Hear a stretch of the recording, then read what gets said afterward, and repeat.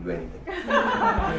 And that was one of those things where I, wow, you know, and I marveled at his voice and how impressed he was. And I wanted to be that. I wanted to be that person who could do anything. And I remember looking at the moon and squinting, and I swear I saw a man on the moon. But at 4, you don't know what it is. And this is why I like the movie Big, because I think Big, it really captures the moment that the kids in us see everything, they see possibilities, nothing is impossible, and then we get older and then we start putting barriers and everything else. And so I like Big a lot. And I want all of you guys to think about big all through your lives. Think big. And if you think big, then you get big projects and do big things. All right. Just a quick background. I've been doing innovation. I'm actually, that's where I started. And now I actually help people with innovation management. But I started off as an innovator. And even in my PhD, I was able to do some software, sell it, worked with Motorola. You have lithium-ion batteries on your cell phones, on your laptops. That's what we made. That was my team, and we got about 60 patents on that. We worked on Iridium, putting satellites on the sky, throwing things up there, and people falling down. It's really hard to throw things up there. So we did that. It's Motorola. Then I went out to Brazil, started a company in 2000, and did a robotics company. And I was a little bit ahead of the curve of where the world was there. And now we talk about robotics as the next big thing. And then I became a consultant, and this consulting thing was very interesting because I went out and learned how to do, how to teach others how to do innovation. And worked at LG, worked at Samsung, worked at Hult Prize, worked at Coke, Pepsi, you name it, across the globe. So what I want to share with you is basically from a management consultant's perspective, how do you drive innovation? Because one of the things Jessica asked me to talk about was leadership. How do you drive innovation leadership? And that's what I'm going to share with you. So here's the first thing, everybody's talking about disruption. So you've got to, and listen to my story through how do you sell this thing? How do you sell innovation? How do you make sure your management gets excited about it? Right? And this is what you want to do. And there's a combination of fear and hope. In every conversation, you must offer fear and hope. So the fear is this. Guys, do you want to be one of these companies? And Motorola is one of them. I worked at the greatest company and it's gone. And 40 years is how long it took for those companies to really get to the peak and then disappear, right? It's a shame. And Blockbuster, and you can even imagine, Google could be gone for, you can't believe it. But when I was at Motorola in the 90s, we were the Apple and the Google during that decade. We were an awesome company, right? And we're gone. So how fast this happens, and you should be worried. And the worst thing now is time's even moving faster because of the digital transformation, internet and everything else. And because consultants are everywhere, removing jobs, information moves even quicker than that, the speed at which companies can disappear is even faster. Now, none of this thing is new to you guys. Well, this is obviously clear. You guys all understand this thing. But the main point over here is even if you knew innovation was important and change was important, now you can move even faster. And the time you have is even less. And then that's the real issue over here, right? So, in this world, how do you actually figure out what to do? So you've got to plant seeds today. And the seeds you plant today have to become plants and trees and eventually becomes fruits. And those fruits are the ones that are going to close the gap because your business is going to go in decline if you don't pay attention to the change. Competition comes, you get disrupted, and your business will be in decline. The expectation is to keep it up.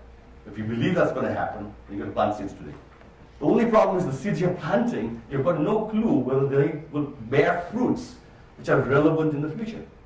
Does the market really care about those fruits? So how do you know what to plant today so that it's relevant tomorrow? And that's the biggest challenge everybody has in innovation, is how do you actually forecast the future? And this somebody else mentioned earlier on, who's got this crystal ball? Right? To be able to see what the future looks like. And therefore, the first foundation of innovation, of any conversational innovation, is there is some good news. We can forecast the future, but we've got to use trends. And trends are critical for us to tell us what the world will look like. Right? And so if you guys talk about innovation, your ideas, you've got to make sure you begin at the foundation of trends. Of course, beginning with, of course, fear and hope. If you don't do anything, we're going to die. But if you do take advantage of changes, we're going to do amazing stuff. But then they say, okay, what are we going to do next? Well, we have to imagine the future. We've got to look 5 years into the future and say, what does the world look like? 10 years into the future and say, what does the world look like? In that world, what will our company be doing? What our products are going to be doing? What consumers are going to be doing? We'll connect those dots together. There's a couple of trends. These are just 4. Green is going to be here for a while. Recycling, connectivity, big data, Internet of Things, connectivity, always available. Health, beautiful thing. 20% of our GDP goes to health. Health is not a bad business to me, right? And then robots are coming. They're going to solve every problem in the world. Each one of these things, a presentation that I have is much longer and thicker. I'm just going a little faster. We take those trends together and kind of collide them. Forward them into the future. In that forward world, what does it look like? And then you intersect that with the market segments. Our demographics are changing. So those millennials, 40% are already here probably. If you put your hand up, 40% of your millennials. Millennials are here. And they are different. Baby boomers are amazing. They reflect the millennials. And they are here too. And they've got lots of money, 62 million of them. Each one with about $1 million to kind of spend because they are about to exit the planet. And they're going to spend that money. It's a bucket list. Sorry about that. It's true. Don't worry. Millennials, don't think your time won't come. It too will come. It's inevitable. And then behind the millennials are the centennials. And centennials, these are the kids who have only seen the world in terms of high screens, and they don't actually Google anymore. They actually use YouTube. They look at videos to find things. They're already changing, and all of us will have to change again. Right? So you look at the trends, the Hispanic population is a big one also, and you now intersect in that future world with those trends, what the segments are going to be doing. Consumers with the trends together, and now we've got something interesting. All right? So that's foundational. So now how do you actually organize yourself in your company to win? And the first part of this thing is you've got to choose a place you want to play in. You've got to choose where is your field of play that you're going to win. And the field of play you choose has to be really, really hard to climb up. Others should struggle to go there with you. But you should find it easy. Because you've got capabilities and you've got knowledge on how to do that. So we work with CEOs and we say, look, if you are Pepsi, where do you want to go next? And you've got to say, healthier beverages? Nobody's going to believe you. Right? But that's where they need to go to, because the market wants you to go over there. So they first started with healthy beverages, then they said healthier beverages, and they went from fun for you to better for you. That's what they said. And now they're going to good for you. Those are the new fields of play they want to enter. They want to own that category. But that category is going to be difficult for your competitor to enter. You've got to choose a big area, $1 trillion areas for you to enter into that you can actually dominate, and your competitors will say, that's pretty cool, but I don't want to play there. Next, it's 2 pieces of it. Not the product solution, not the service solution, but where's the next big field of play you want to play on. Right? And that's the mountain. Choose your mountain, make sure it's hard for others to climb, but great for you. Right? And then you've got to create a whole bunch of concepts and everything else. And one of the things I want to just guide you guys through, I mean, as you guys do crowdsourcing, you're collecting lots of ideas. But the problem with many of those ideas is that they're really just idea fragments. They're not complete. And you need to kind of work on them and make them better, make them stronger, make them richer. Others can understand it. When you throw it to somebody else, they get it. Right? You can't just have dots. So the way in business, when we look at great ideas have got 4 elements to it. First one is this idea based on trends? Is it relevant in the future? That's the first question you could ask. The second question is, does somebody want it? Does somebody need it? Will they pay money for it? Because if they don't need it, they're going to pay money for it. So you've got to make sure there's a need for it. And then if they need it, are they willing to pay you money in a way that you'll collect most of the profits? Because others might make more money than you do. So you need to make sure you have a business model to catch money from it. And ultimately, it should be difficult to copy. A lot of people don't think about those things when they think about their ideas, but those are 4 questions that we always ask. Okay? Is this idea relevant in the future?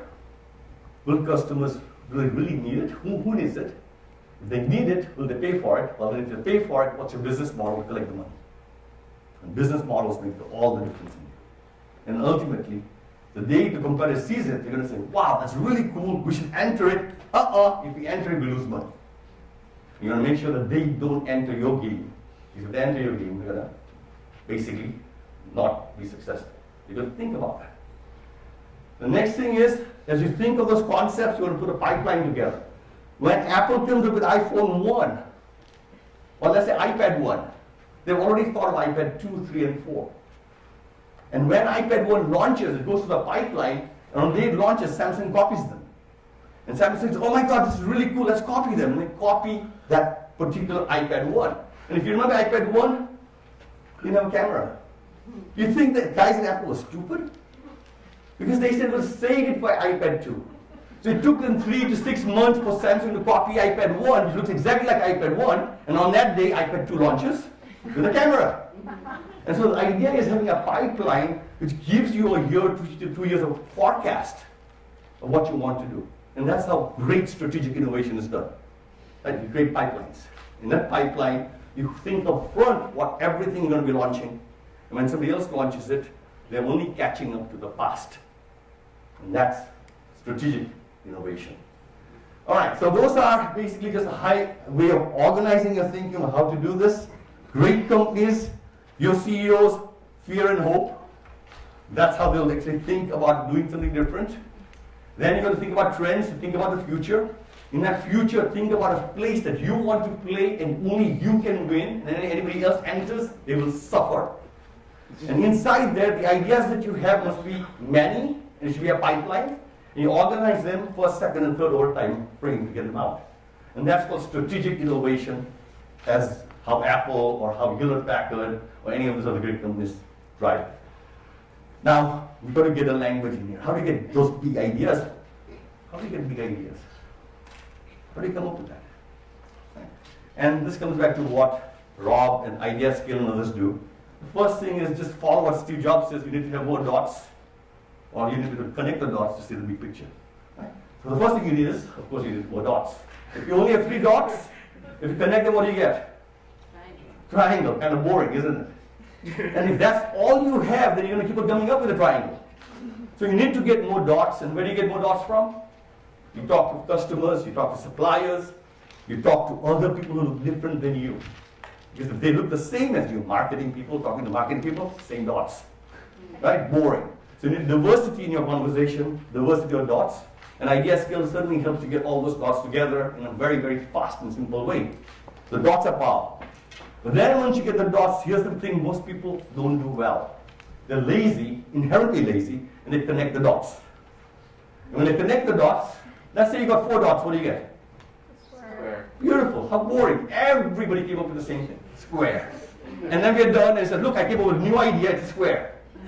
But it's certainly very boring because everybody else connected the dots in exactly the same way. Now if I say you guys connect it again, same 4 dots. Pyramid, diamond, that's good. No, let's do it again.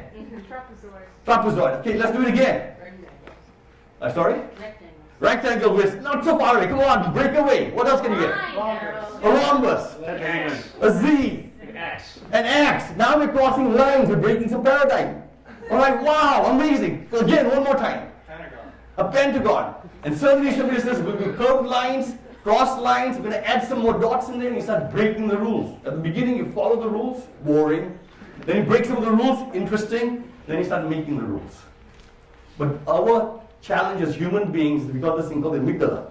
And the amygdala emphasizes laziness. It's really good for us to conserve energy. So we just do it once and I'm done. Unfortunately, in innovation, do it again, do it again, do it again. When you're really tired, go home and sleep and do it one more time. And that's when you get the eureka. The eureka comes in the shower, in the car, you've been connecting, disconnecting, disconnecting, connecting again and again. So you're going to do it again, do it again, do it again, and then they'll cue you off. Alright, sorry. Alright, so now you got a big idea, because you did connect, reconnect, and all that kind of stuff.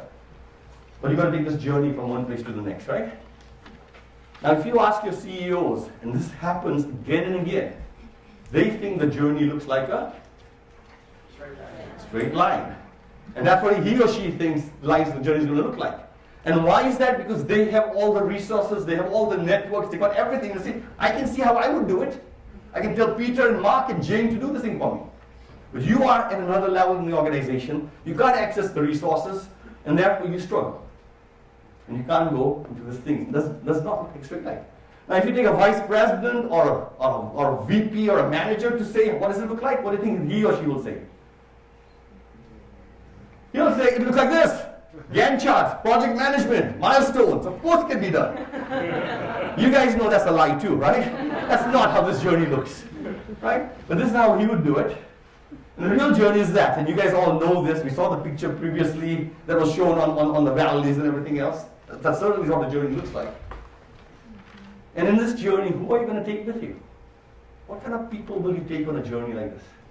Imagine you're at the Amazon forest. You're the first people to actually been told you're going to cross across the Amazon. You've got a team of 3 people, 4 people. So let's go. You got your backpack, you got your axe, you got a gun, you got some food or something, and you start marching. What kind of people do you want on your team? Experts. You want people with some expertise. Agile. Agile thinkers. The word agile is good. I like that. Local. Yeah, locals, partners. But the leader needs to remain with the goal in mind. He's got to be passionate. He's got to be persistent. He's got to be patient. And the team that he brings along, you need diversity in there because you don't know if you run into a mountain or a valley. You don't know if you get beaten by a snake or not. Right? You don't know what you're going to come up with. You need diverse people who are can-do, problem solvers, optimistic, and all this kind of things. But the problem for all of us in innovation is when you tell your boss, hey, I got this great idea, let's make a team. He says, oh, there's Peter, Jane, and Mike over there, let's make a team of those guys. And you're like, really? Really? You know why Peter, Mike, and Jane are available? Because nobody else wants them. That's the reason. And so you get the crappiest team to do innovation. All right. So on this journey, you guys know left turns. Taking a left turn is a requirement. Not knowing whether the left turn is the right turn is correct or not. And then you find it's the wrong turn, you come back and take a right turn, and then you might find the right way to do it. But you have to make wrong choices again and again to learn what the right choices are. And then the second or the third team comes behind you. The second and third team look like a straight line. Because they know there's a roadmap on how to do it. So it's a journey of exploration. Right? So you got to do this. So these are the 2 challenges. How do you come up with big ideas? You need more dots. You need to be able to connect the dots. Right? And then you're going to go through this journey, and this is the squiggly lines. I'm trying to write a book on dots and squiggly lines. I don't know if that's going to be interesting or not. Right? So let me share some stories with you. First, this is a summary. Use trends to see the future. Get more dots, better dots. Connect them to find new ways. Explore, iterate, to finish. And you need to drive through this thing from a business strategy perspective. But the end state is a pipeline. Pipelines is what the real measure of innovation is. Projects, real projects where people are working on, which gives you a return on investment. Everything else is blah, blah, blah, blah, blah. Okay? It's not innovation. Innovation is when you get a result, a financial result. Right? So make sure that's important. So I want to share with you some stories. How much time do I have? 5 more minutes. How much? 5 more minutes. 5 more minutes, oh my. That's not going to happen. All right, we'll try it. All right. I went out to build the next big innovation consulting firm, and that's what we do, and we help big companies do big things, and that was our objective. And we help people generate a big idea, and we also help them get through the squiggly line journey. Okay? So I'm going to show maybe 3 or 4 kind of sound bites, which will kind of help you. The first one was, we said, let's go disrupt management consulting, McKinsey and BCG, and let's disrupt business schools and find a new way to do innovation. Co-create, right? That's a big word here. So in co-create, what we do is we find a company, and then we offer them 5 teams, 5 business school teams from around the world. Let's say the company has a problem of saying we want to expand into Asia. Well, the schools will choose maybe would be from Hong Kong, maybe from Shanghai, maybe from India, and those business schools will be used. If somebody says, I'm thinking of millennial population and their eating choices in Europe, then we'll go to ISADE and INSEAD and other schools in Europe. But we can choose any schools you want. 5 teams helping companies do this. We've done this with over, I think, about 600 companies over the last 8 years. And I just want to share some learnings on that. How do you get a CEO on this side to drive 5 student teams to get you a good result? And at the end of 8 weeks, good results are being presented. And that's the challenge. It's an open innovation type of challenge. How do you do it?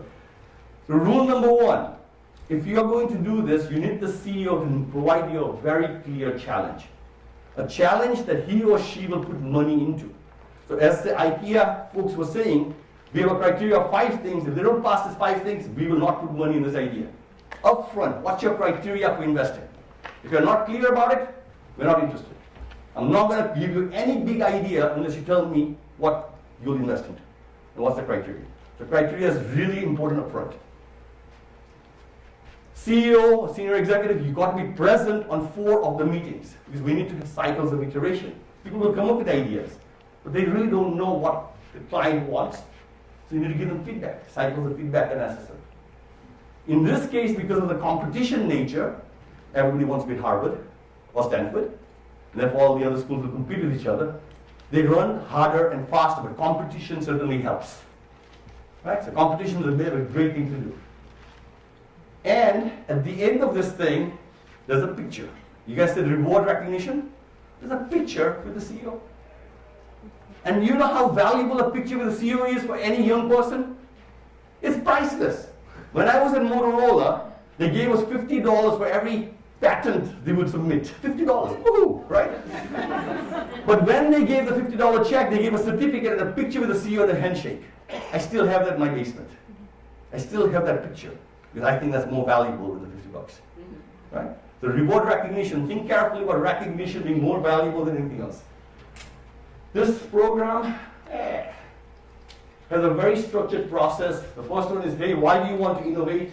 Then you get smart, get more dots. This is basically the IdeaScale thing, get more ideas around this thing. Identify where you want to play next, what area you want to own, ideas, and a pipeline to go with that. And this is a structured process. And we can take teams from anywhere in the world and move them forward.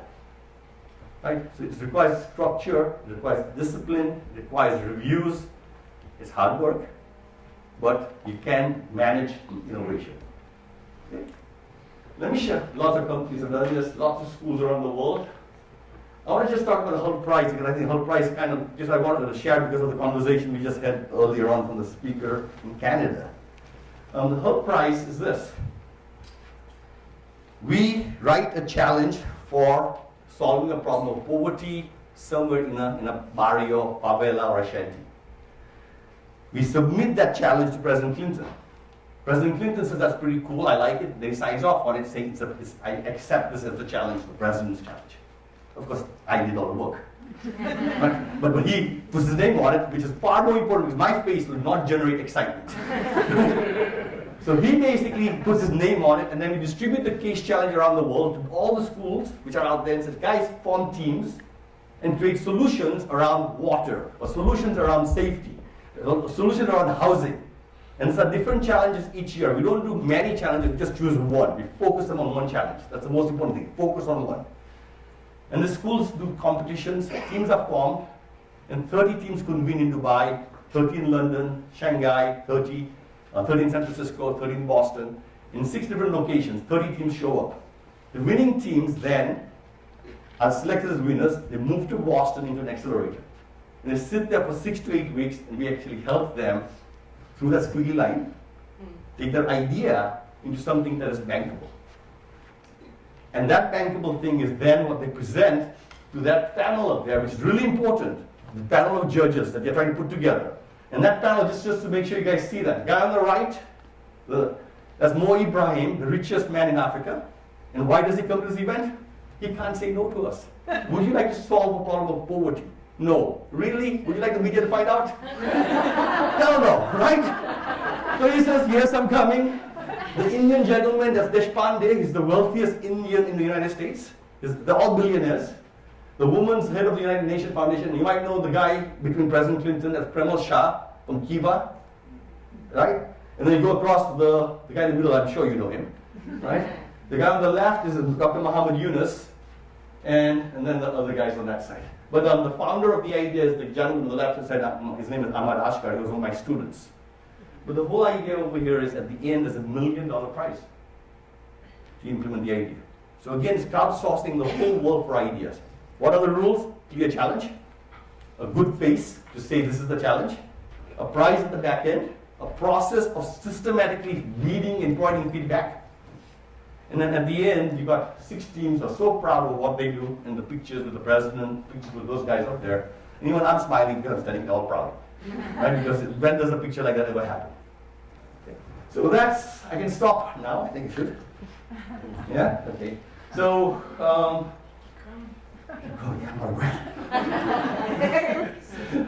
one last thing is just a squiggly line thing. We have taken 400 companies across from beginning to end, from idea to commercialization. And And in this, the same sort of challenge is put in place, teams, the competition, working 400 companies all at one time.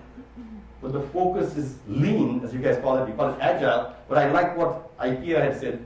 The notion of lean, agile has always been here. There's nothing new. Design thinking has always been here. This is a 50 to 80 years ideas. We just give it labels now. Right? Motorola was doing it. Nokia was doing it. Everybody else has been doing it. And the idea is, of course, don't spend money at the beginning. Of course, find ways to make things inexpensive. Low cost and speed and make many mistakes was the real philosophy. And at the end of this thing, if you take these companies, you can get 100% of them to come up with big ideas, 90% of the prototypes, you can get a purchase order. The focus of innovation is a purchase order. Focus of innovation is ideas that are bankable, that somebody writes a check for. You need to have customers for your ideas, or you have not nothing. And with that, I would like to say thank you very much. Oh, I'm not going to say that. Should I? No, you can say it. I got it all. One last thing that we learned when we work in big companies is when the consultants leave, the energy and the momentum of consultants pushes organizations. McKinsey has access to the CEO, and that's the number one project the company is going to work on, and everybody works on it. And when the consultants leave, now everything slows down. And this was our experience on innovation initiatives that we put in place. We built innovation organizations, chief innovation officers, software, hardware, everything was put in place and looked awesome while we were there. And then we left. And it doesn't. So we asked, why did that happen? And I think the real problem is we push it from the top, but we don't actually educate the bottom or the middle levels. And so we started basically saying, like, can we train people on innovation in the hundreds in organization? Train hundreds of people at the bottom, so they're all saying design thinking, or they're all saying dots and more dots and connect the dots, or they're all saying squiggly lines, and we get common language amongst everybody. And once a common language becomes real, then we can make it happen. In marketing, everybody knows segment, target, positioning. Everybody knows the 4 Ps, because Kotler at Kellogg taught us that. In strategy, everybody knows where to play, how to win, in the 5 forces, because Michael Porter made that a global standard. We need a global standard in innovation also.